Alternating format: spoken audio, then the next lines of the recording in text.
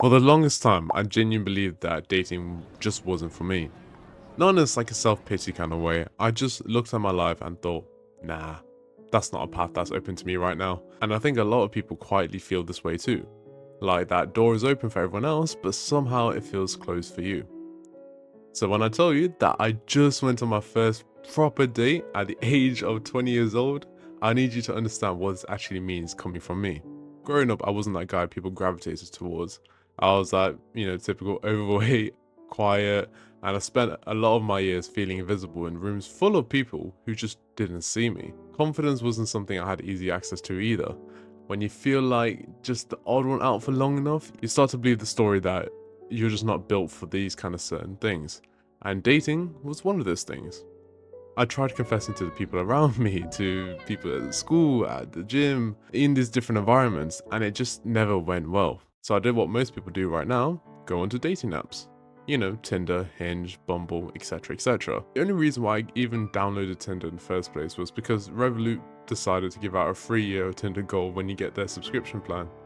So I thought, what's the harm? I made a profile and put some genuine effort into it, and I got absolutely nothing back. It got so bad that I actually started using an autoclick on the web version of it just to spam the likes, and eventually, hey, your boy got a match, but got left on red and ghosted instantly on the day after.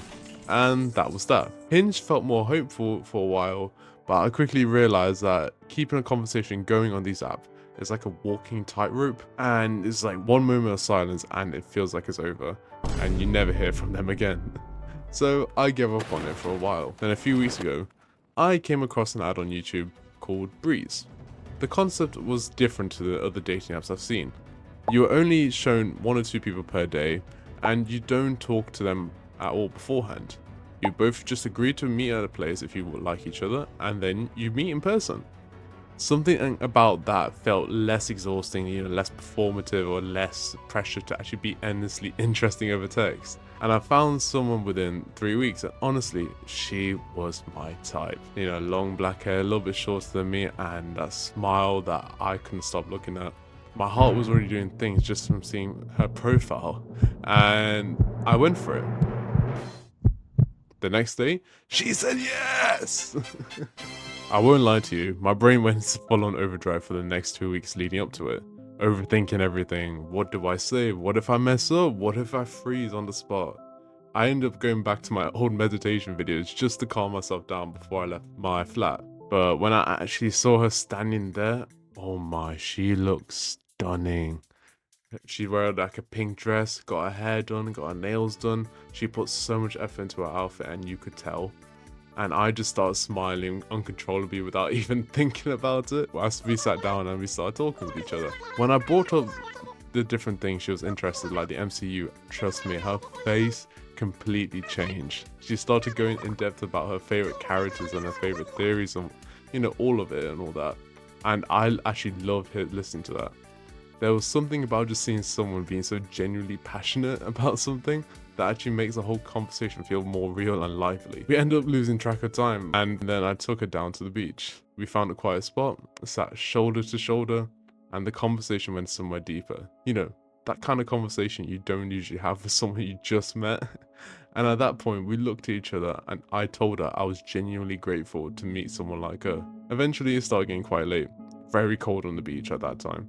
So I walked her back, and we ended up standing outside talking for another 30 minutes or so because neither of us actually wanted it to end.